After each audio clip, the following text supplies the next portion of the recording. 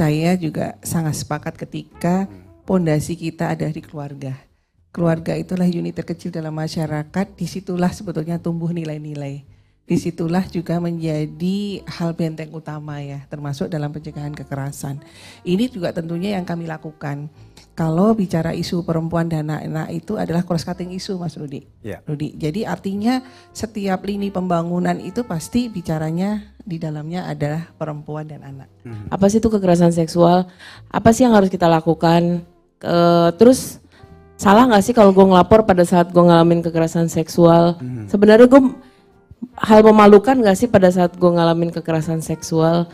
Gitu sih kalau aku bilang. Kalau mau mulai langkah awal dari jawaban aku, mendingan kita balik ke situ dulu. Sosialisasi itu kan hanya bagian dari sebuah ekosistem ya. Sosialisasi itu perlu ada follow up-nya. Ya, sosialisasi atau komunikasi itu kan paling tidak ada 3 tujuan. Ya, tergantung tujuannya memang. Yang pertama menambah pengetahuan, wawasan kita. Oh, kita tahu loh ini ada kekerasan seksual misalnya. Kemudian yang kedua memunculkan sikap kan, ya sikap bahwa ya kita bersikap anti kekerasan seksual misalnya.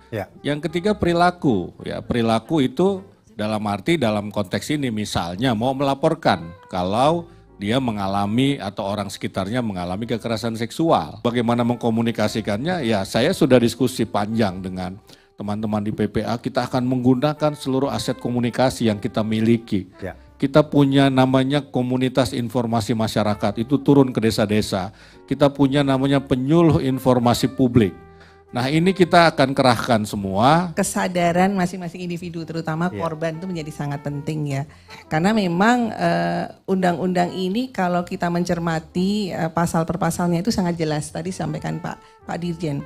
Ada 9 jenis kekerasan. Rencana aksi yang disusun oleh Kominfo tadi, ya misalnya kita memperkuat ya pengasuhan ya anak, ya itu untuk memberikan pemahaman. Ya pengasuhan itu kan bukan cuma ibu, ya tetapi bapak juga mengasuh dan orang-orang sekitarnya.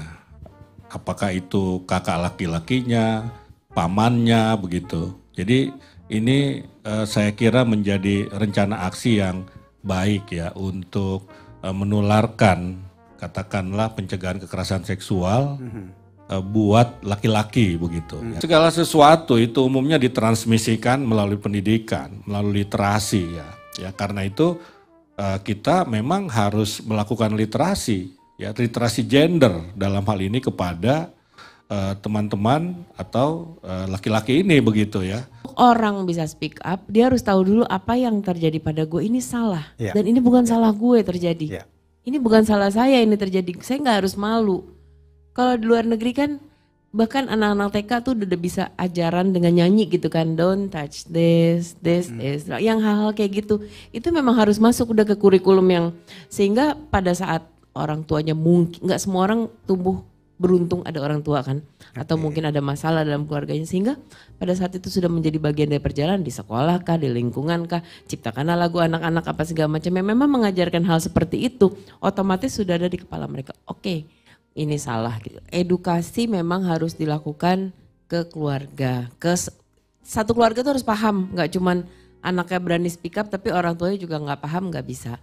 Kedua dalam hal pada saat ini udah terjadi, keluarga harus tahu bahwa ini bukan hal memalukan. Jaga anak lo, karena aku beberapa kali mengalami pendampingan dan ternyata keluarga itu juga mereka gini. Aku sempat berantem sama Baim pada saat Baim bikin tayangan podcastnya dia yang sok-sok ngelapor itu dan ternyata ngelapor ke polisi tentang kekerasan seksual. Karena aku deket sama dia, Baim dan Paula, aku ngobrol gitu. Lo kenapa sih bikin kayak begini? Lalu dia bilang, iya Mel, masalahnya sebenarnya yang pengen gue sindir bukan mempermalukan korban kekerasan seksual, tapi sebenarnya waktu itu gue mau nyindir polisi. Lalu aku ngobrol tuh, kita ke Komnas Perempuan sama Mbak Im dan segala macam kita ngobrol. Dan ternyata di situ ada persentase lagi, ada persentase bahwa memang hampir, aku lupa berapa persen, tapi sebagian besar polisi memang tidak mau menanggapi laporan kekerasan seksual karena umumnya pada saat mereka udah proses jalan panjang lebar ditarik oleh siapa? Keluarga.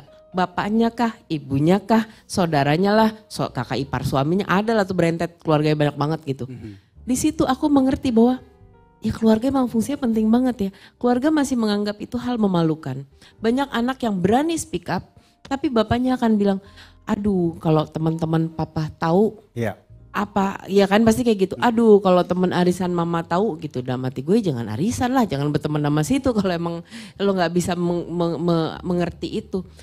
Keluarga sangat penting. Keluarga adalah ring terbesar pelaku, tapi keluarga juga yang akan, kita serebel-rebelnya kita pulang ke siapa sih kalau ada apa-apa gitu.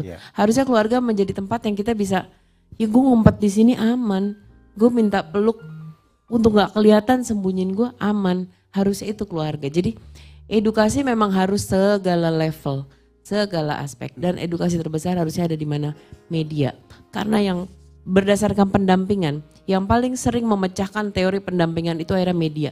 Media itu pintar banget mendatangi orang polos yang ke emaknya lah, ke inilah, ke apa segala macam. Akhirnya rusak tuh segala teori atau rencana yang udah kita bikin gitu.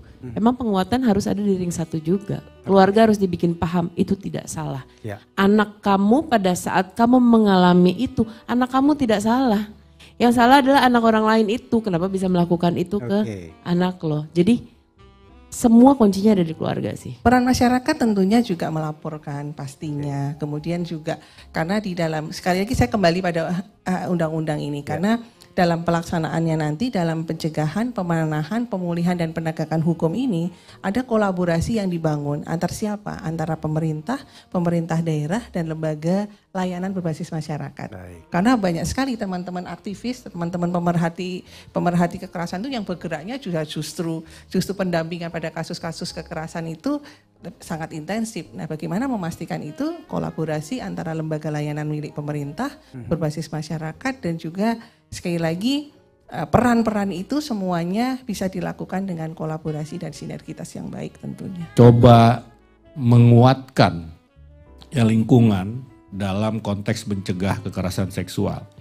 Nah, ini ada beberapa hal yang kita lakukan ya, penguatan komitmen kita dulu, ASN, Polri, TNI dalam mencegah dan melaporkan tindak pidana kekerasan seksual. Nah, yang kedua ini juga penting. Ya, kita meminta juga atau menguatkan komitmen media massa. Ya, media massa. Termasuk ya media online semua lah ya untuk mencegah ya dan juga melaporkan lewat berita tentu saja dengan kode etik jurnalistik ya, karena juga banyak pelaporan kekerasan seksual itu melampaui ya, artinya melanggar kode etik jurnalistik, misalkan menyebutkan identitas korban begitu. Ya, jadi dua hal itu ya, kemudian juga kita memperkuat tadi kan katanya orang-orang dekat kebanyakan yang melakukan kekerasan seksual. Nah, ini harus kita kuatkan ya upaya pencegahan.